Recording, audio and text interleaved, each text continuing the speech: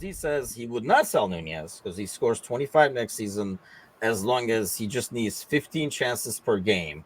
Well, the joke is on you because he says, I'm going to make 5 or 10 mistakes, but I'm going to try 11 times.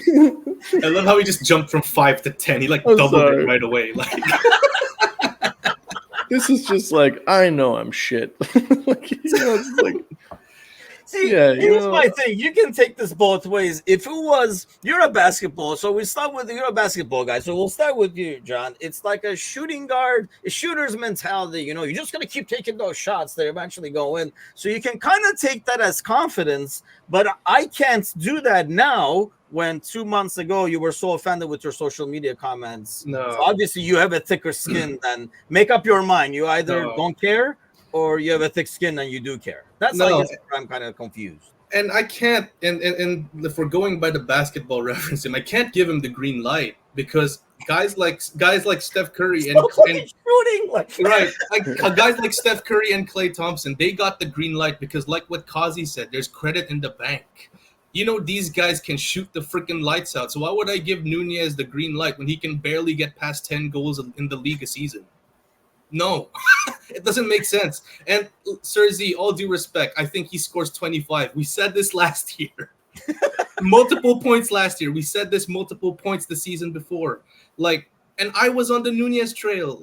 I was on the Nunez train with Anan when I was still going in the Friday show. I was backing him heavily. But there were so many false dawns. Ryan, please stop. Just Ryan, come on. Please stop. First of all, no one ever sees defense now. So if you look at the NBA, nobody's defending anymore. It's like every game is an all-star game. Right. So Steph and Klay might not have seen defense, but then their opponents don't see defense too. So it's a fair game, right? But anyway, I digress. How many times, and Gordon can attest to this. How many times last year after he scored the brace at Newcastle, this is the time where he's gonna start scoring again. When he scored that winner against Forest, right? This is when he's gonna start. It's so many false dawns. It's frustrating, and that's kind of what teetered me towards the edge, where it's borderline unfair that I want to sell him right now because obviously it's a new manager and you'd want to see him kind of see how he is in slot system, but then I don't know, man. If we're thinking big picture again, like I said, we need a killer. We need someone who can be given just half a chance and bury it, no questions asked. And I don't think that's Darwin Nunez. I'm sorry. I don't know, man. I'm so torn on this kid that I say, Gordo, I kind of like what he says there because I know what he's trying to say. And, we're going to talk about Endo too. Sometimes the answer is going kind of taken out of context. I don't think he's like, hey, wait, I got something to say. I'm gonna screw about 5 or 10 times and I'm gonna make it. I don't think that's the case. Somebody is probably said, hey, all these misses, do they get in your head or something like that? And he's like, no, I'm gonna miss. Sorry, Tim. Before you go ahead, Ryan, who hurt you, man? I'm just curious. You got a team that got screwed over? I'm just curious, man. NBA is garbage at this point. Yes, when is relevant again. But I think that's the biggest deal is I think it's kind of taken out of context. You got to kind of the confidence in betting on yourself. I kind of can't do that as much as I would because 2 months ago he deleted all his social media and stuff like that. If he did this 2 months ago when people were giving him shit, I would have probably had more respect to the statement than I do now, if that makes sense. Yeah, and I would like the statement too if we were going into his second season and not his third, right? I think that's a big tell. It's all right, we saw the first season, give him some time. He's a young kid moving to a different country, doesn't speak the language. That's a statement that I'd like him to see going into the second. But knowing that he had another season in the system, he produced the same thing, and now he's telling me this, I don't want to see you take 11 chances. I don't want to see you take. And much to what John said about Steph Curry and Klay Thompson is Mo. A lot of people gave Mo a lot of crap this year. He didn't have a great year in terms of his production rates. There's so many players in the league that would kill for a bad Mo Salah season. Right. So it's still good numbers, but I don't care when Mo takes a chance he probably has no chance at, because I've seen him make those, and I've in big games, in big moments where it doesn't look like there's any chance he's going to get a sniff at goal, and he hits the top corner and scores a worldie. And that's, Nunez does not have that. And he could move on and be a big player somewhere else. And I know people will be like, look, if we just held on to him. And like, there's a point when you've surpassed what you can get out of him. And, look at Chelsea and Salah. Like Salah was never going to work at Chelsea, no matter how long he stayed there. And it took him to go somewhere else to become a world-class player. It doesn't mean that he would have been world-class at Chelsea. It just means like he needed to move to be that person. Mm-hmm. And I like Nunez because I like the effort. But I don't want to see it at 6:30 on a Saturday morning. I don't want to. See, I don't know, man. I kind of take this as, when he says I'm going to make 5 or 10 mistakes, but I'm going to try 11 times. I kind of take that for the most part as a positive. That's because the key word is try. Like, I'm not going to quit and put my head down. I'm going to keep going at it. So I do respect that. And I know what Gordo is saying in terms of, like, for example, Mo at Chelsea is a good example, maybe. But does the manager change? I think, to me, if the manager didn't change and we were kind of like going with the same system and everything else for the most part, because we know there's not going to be huge radical changes if Klopp keeps going on. There might be modifications with the squad, but not necessarily the system for the most part. But with Arna coming in, changing things around, I almost feel like this is a fresh start. More of the second season was a fresh start. Maybe I'm just being optimistic, but go figure. Yeah, go figure, right? Exactly. I told you it was the second coffee. That's probably why. But anything can happen today. But so I don't know. Maybe that's what it is. But I feel like, with a new manager, new system, that is a better fresh start for him than the second season was. So I still think, based on his age, physical ability, and some of the freaking goals that he scores, like the shots, it's like tells me there's something still in there. It's just a matter of giving it a bit more time. What worries me, Tim, is if we're looking at Jurgen Klopp's style, it's arguably the best in Europe in creating chances.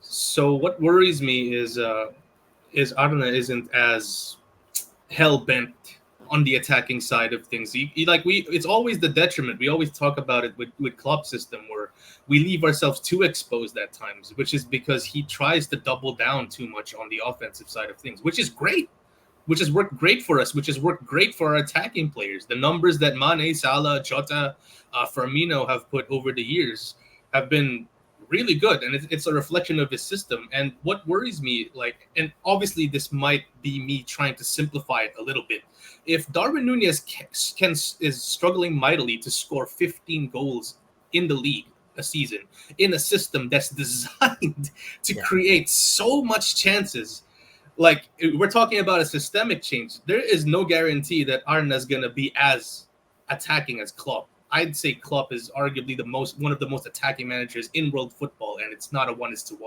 So that worries me. There's going to be more instances with Darwin having to score on that one big chance or on those two big chances, which, as much as I want to have faith in him, the sample size isn't as good, right?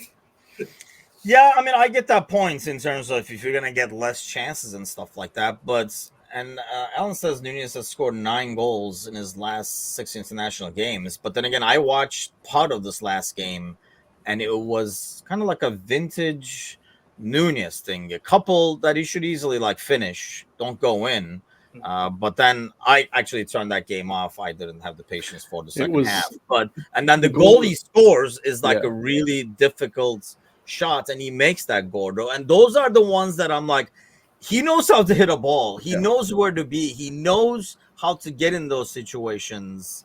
It's just a matter of going back. I don't want to go back to the basketball analogy and get Ryan and John going over here, but seeing the ball go in a couple of times where the confidence just keeps going, and then it's good to be cranking those shots and not taking shots. Like Mo stopped taking those shots And how many times did we say that Mo was taking 1 or 2 extra touches because he lost some of that groove?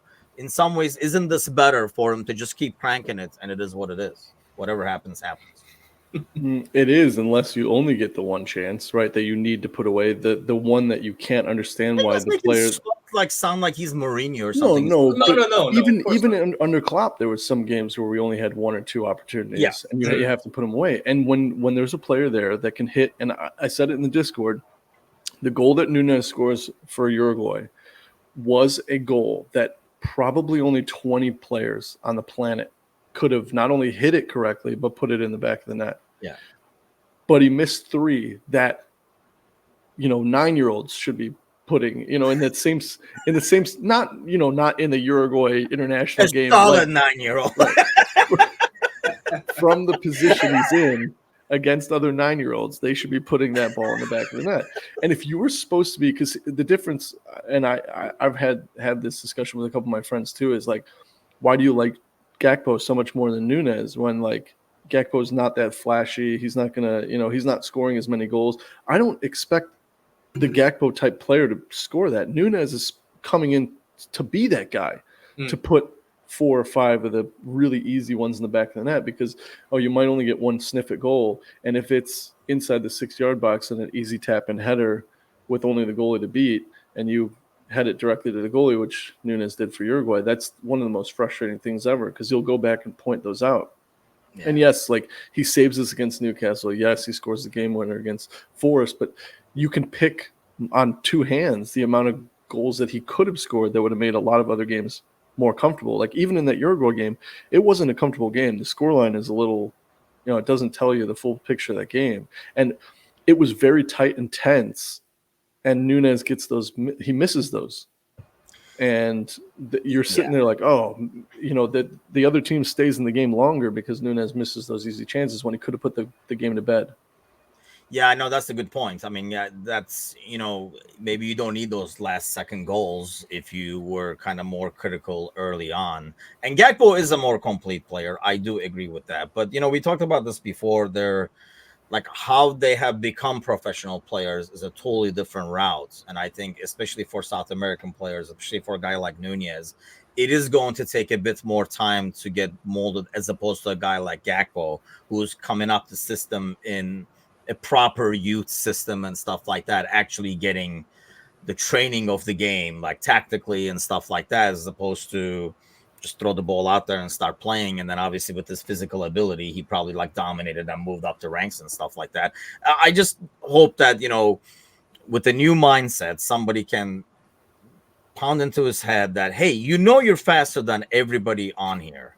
So don't be offside. You don't have to be a foot ahead. You're faster than everybody. So just, time your runs and stuff like that. I think it's a lot easier for me to be optimistic now because we're like a month removed from the season, and I have not been yelling at the screen. I'm like, stay on side. So maybe it's a bit easier. I just feel like it is still too early. And maybe I would not say that if we didn't have a new manager, but with the new manager, slightly different system, maybe a number 10 that plays close to him, like an attacking midfielder. I shouldn't say number 10 because it's going to get John going, but like an attacking midfielder that can kind of like play off of him, play with him and stuff like that.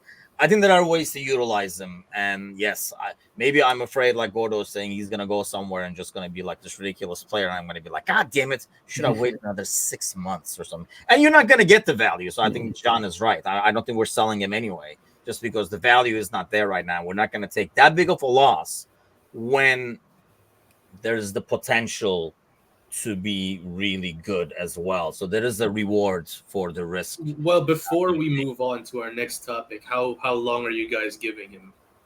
Just this season? I'm giving him this season with this new system. But you know what's going to happen next time? We're going to be like, we just need a second season in this new system. I'm giving him one more season. Gordo looks like he's already checked out of him, but yeah. I lost my patience around February. I was like, I guess it was maybe a little unfair to him in the beginning of the season, but like I really lost my patience in February, and I was like, I don't want to see him anymore. I always felt it was too early to bring him in as a starter. I still thought, Gakpo as the starter, Nunez coming off the bench was like the best way to go. But